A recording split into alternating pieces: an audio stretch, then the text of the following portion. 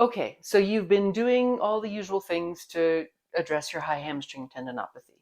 You've cut back your running volume, you're avoiding speed work, you've increased your cadence and shortened your stride, you're avoiding hills, and you're maybe even doing exercises like bridges and Nordic hamstring curls, and you're still struggling. And if you haven't been doing any of that stuff, don't worry, I'm about to save you some time with all of it. So over the past 20 plus years of helping runners solve this problem by addressing how they move, I've seen that while these measures can all help, and sometimes they solve the problem, they don't answer the question of why it is that you can go out for a hilly run with a training partner who's got the same fitness level you do. And after the run, you've got high hamstring tendinopathy while they don't. That problem is a movement problem. And when you solve that, not only does your high hamstring tendinopathy go away, but running gets easier and healthier, and you get smoother and faster without trying any harder, which is a pretty good outcome. So to show you how this problem arises, I've given myself a demonstration hamstring. So this is one of your three hamstrings. This would be the biceps femoris. All three of them attached to your ischium or sit bone right here, which is why the pain feels like it's in the middle of your butt. And this one runs down the back of your thigh and attaches below your knee on the outside. The other two attach on the inside. And there's also a short head to this muscle, but it's not relevant for what we're talking about. So this would be your biceps femoris. So it is sort of neutral here. It is in a longer position when you flex at the hip. So you see no slack, but not super tight. But if you also straighten your knee, that's your longest position for this muscle. And again, not as long a position in this here. And then your shortest position is when the hip is extended and the knee is bent. And you can see on my non-alive hamstring, it's just totally slack and flapping around. My real hamstring will, of course, actually shorten because it's alive. So what's irritating is putting a high load in the lengthened position. That's why there's an association between the activities that do that in running and this injury as well. So those would be, say, hill work. So you're creating more tension, you lift your knee higher than if your knee was lower. Again, higher versus lower, right? Or reaching your leg way in front of you, tighter versus not as tight.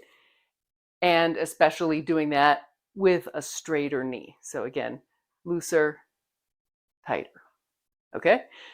Also, just for clarification, the reason that high hamstring tendinopathy is uncomfortable in sitting is that, again, with the tendon attached to the bone that your weight is on when you sit, aka your sit bone, and especially if the seat is hard, you sit like literally right on it.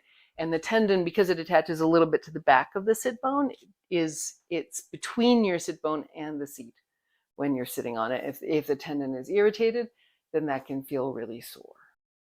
So that explanation is fine as far as it goes, but it depends on a model in which your body is staying still and your leg is moving. And that sort of happens in cycling, but absolutely not in running. It's incorrect. And in fact, the idea can be part of your problem, maybe even the whole cause of your problem. And so, as Einstein or maybe Ram Dass said, we cannot solve a problem with the same kind of thinking that created the problem. And in this case, that means we need to take a whole body movement look at what it is that the hamstrings do and what creates irritation, makes their work harder. So in running, the main job of your hamstrings is to decelerate the forward swinging leg so you can bring the foot to the ground. And that's what keeps this swing from becoming a field goal kick or a Rockhead's high kick.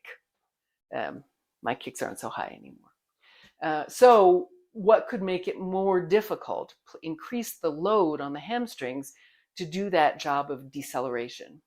Well, a key one is to actually flex your back. So a lot of us, because in our society we sit for most of what we do, are a little bit flexed all the time, or don't really know how to make an easy swing of the leg and therefore move the back as well in that action. And when you take a swing of the leg that could be pretty easy and relaxed, and you add a flex to it, there you get more snap, and actually it tends to even fling the lower leg out in front. And obviously you're not going to put that much force into it in running, or you will end up doing a field goal kick, but the tug then becomes much more pronounced, and you can end up creating hamstring irritation. Another way to do this is to try and hold your pelvis still. So if you've been really working on core stability or on improving your running form overall, even on trying to run upright, then actually your leg has to operate alone. And the whole job of decelerating your forward swinging leg is given to your hamstring, as opposed to being done by a relay system of muscles and tissues through your body all the way up to the opposite shoulder. And so you can try this yourself. I mean, you could try the other thing yourself too. Stand up, try swinging your leg, and then try swinging your leg with a flex, and you'll see it goes much farther and higher forward. And in fact, if you don't try that, you start making a kicking action. You can also hold on to something and try swinging your leg, and just keep it relaxed so that your hip moves. And you feel that's a pretty big and easy movement. And then try stopping your pelvis from moving. This motion gets smaller. You might feel some work in your hip flexor, and you'll feel an increase of effort in your upper hamstring as well. And so that is exactly that's you're feeling that extra load that you're creating by forcing the hamstring alone to control the movement of the leg in the forward swing. And so that again can end up irritating the tendon. The third way that you can end up doing this is by trying to correct an anterior pelvic tilt. Now, I can't say that without air quotes. So there's an idea in running. It's in postural advice in general, but it's translated incorrectly to running, very least, that it's bad if your pelvis tilts forward. And I've done a bunch of videos and blog posts about this. I'm going to try and link one in this video. It's mandatory that your pelvis tilt forward in running. And if that is resulting in an arched back for you, there are other things that you need to change. And I explain all that elsewhere. So for now, just see what happens when you try and pull your pelvis very much upright and resist the forces that are trying to tip it forward. If you put your hands on your belly and pull your pelvis upright, you'll immediately feel that your abdominal muscles work here. And everybody talks about that and developing the strength to do that if they're telling you that you need to do this. But relax again. Put your hands behind your thighs and again, tilt your pelvis backwards, and you'll feel that your upper hamstrings activated just as much as your abs.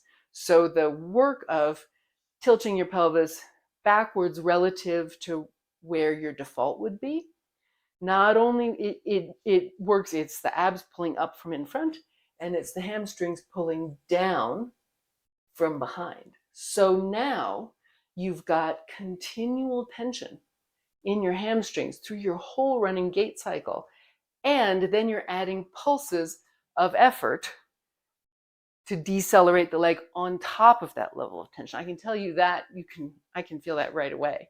So if you try and do that, tilt your pelvis like this, and then try swinging your leg, you'll feel, well, also I can't swing it very far forward. So then if I went out and tried to do this while running uphill, say for instance, or doing speed work where I need a longer stride, then there's going to be a lot of tugging and irritation back there.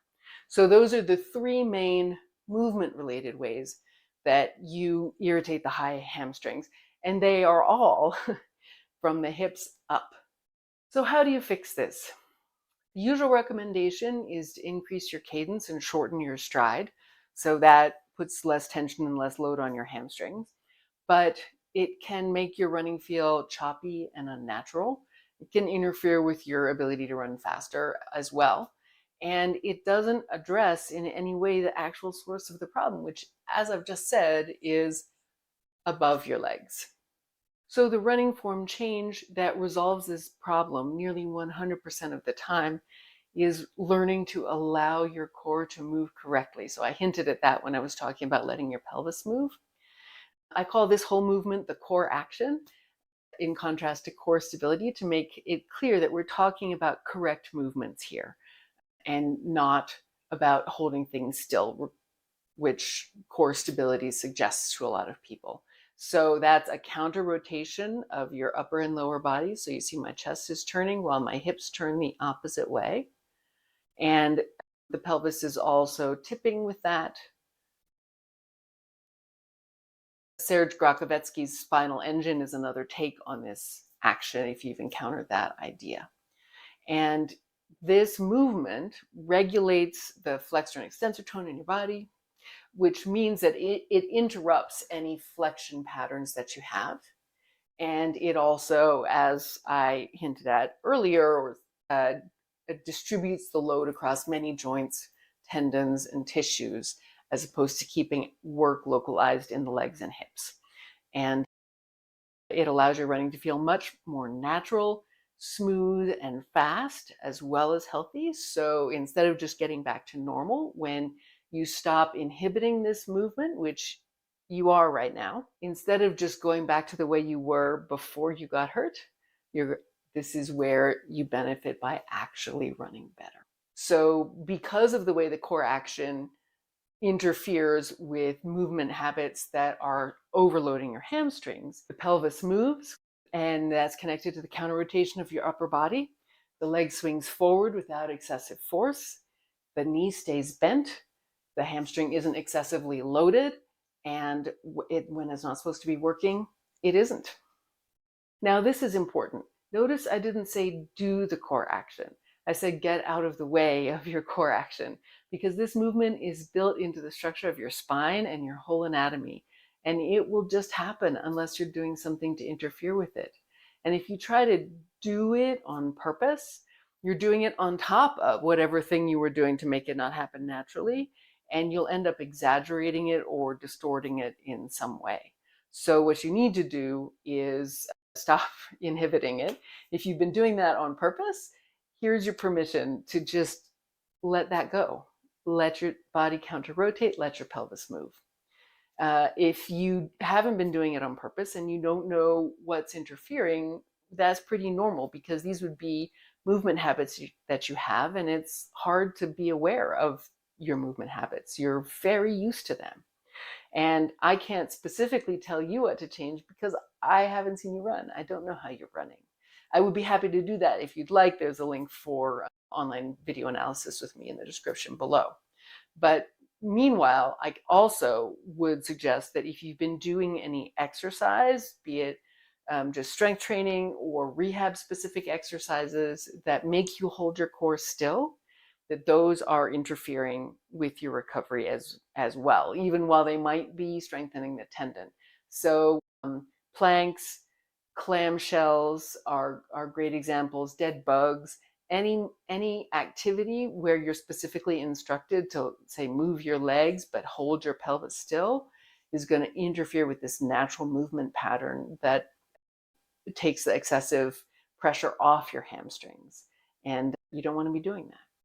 So to help you actually make the changes you need in your running form to get rid of this problem, I've made the first lesson in the Balanced Runner System online running form course into a free preview so that you can do it without any charge. It's the lesson in the camp that focuses on feeling and allowing the core action to occur and helping you even it out between your two sides in case you have a problem on only one side.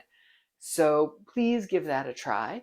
With high hamstring tendinopathy, you need to give your tendon a break in order to let the inflammation subside and to recover. If your case is very severe or has been very long standing, there may be some tissue healing that needs to occur. If it's milder and more recent, that may not be the case. It's possible to have a lot of pain without there actually being any real damage, just irritation. So either way, though, like I say, you have to take the load off the hamstring. For many people, the recommendation comes to either cut back or even take a break from running to allow that healing to occur. But if you don't change how you were running, chances are very good that when you go back to running at your previous volume, the problem is just going to come back. So regardless of your situation and your severity, you need to learn to change your movement patterns so that you don't perpetuate and in the future recreate this same problem. So try the free lesson. Again, the link is in the description below. Also take a look at my playlist on the core action so you have a deeper understanding of how that works. But don't mistake intellectual understanding for experiential learning. You can watch all the videos in the world, but without exploring the movement in your own body, you're probably not going to get to where you need to get to with it. So do the free lesson too. And if you found this video valuable, please hit like, please subscribe and hit the bell. Please share it with a friend who needs it. And thanks for watching. May all your running dreams come true.